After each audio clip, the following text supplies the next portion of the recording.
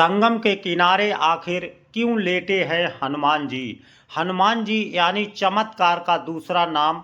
पौराणिक काल से बजरंगबली का नाम चमत्कारों से जुड़ा है। चाहे फिर सीने में बैठे राम जानकी के दर्शन करवाना हो या फिर लक्ष्मण जी को जीवित करने के लिए संजीवनी बूटी लाना हो, न सिर्फ पौराणिक काल बल्कि कलयुग में भी हनुमान जी के चमत्कारों से सजा है। हमारे देश में जगह जगह पर हनुमान जी के प्राचीन चमत्कारिक मंदिर है। इन्हीं में से एक है संगम किनारे लेटे हनुमान का मंदिर। अपने आप में अनोखे इस मंदिर में हनुमान जी की प्रतिमा खड़ी हुई नहीं बल्कि लेटी हुई अवस्था में विराजमान है। आखिर क्या वजह है कि यहाँ हनुमान जी लेटी हुई अवस्था में हैं? संगम के किनारे स्थित इस मंदिर के बारे में कहा जाता है कि संगम स्नान करने के बाद यहाँ दर्शन नहीं किए तो स्नान अधूरा माना जाता है।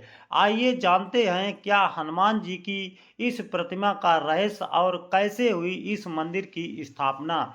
माना जाता है हनुमान जी की यह विचित्र प्रतिमा दक्षिणाभिमुखी और 20 फुट लंबी है। माना जाता है कि यह धरातल से कम 6-7 फीट नीचे है। संगम नगरी में इन्हें बड़े हनुमान जी, किले वाले हनुमान जी, लेटे हनुमान जी और बांध वाले हनुमान जी के नाम से जाना जाता है। इस प्रतिमा के बारे में ऐसा माना जाता है कि इनके बाएं पैर के नीचे कामदा देवी और दाएं पैर के नीचे अहिरावण दबा है। उनके दाएं हाथ में राम लक्ष्मण और बाएं हाथ में गदा शोभित है। बजरंगबली यहाँ आने वाले सभी भक्तों की मनोकामनाएं पूर्ण करते हैं।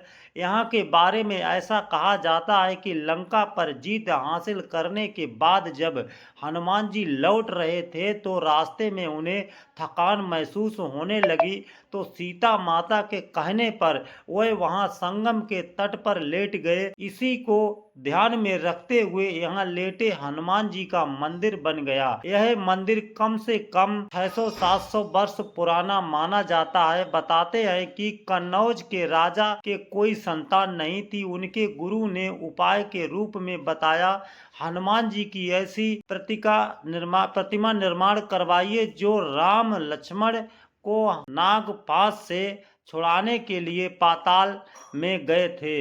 हनुमान जी का यह विग्रह विंध्याचल पर्वत से बनवाकर लाया जाना चाहिए। जब कन्नौज के राजा ने ऐसा ही किया तो वह विंध्याचल से हनुमान जी की प्रतिमा नाव से लेकर आए।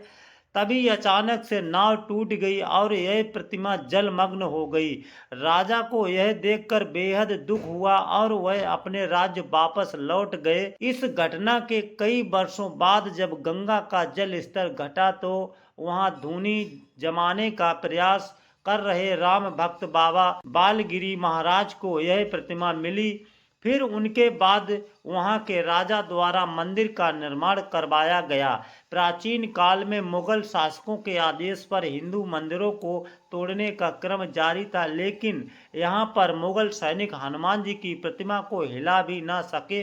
वे जैसे जैसे प्रतिमा को उठाने का प्रयास करते वह प्रतिमा वैसे वैसे और अधिक धरती में बैठी जा रही थी। यह वजह से यह कि प्रतिमा धरातल से इतने नीचे बनी है। दोस्तों, ऐसी और रहस्यमयी कहानी सुनने के लिए वीडियो को लाइक, कमेंट, शेयर जरूर करें।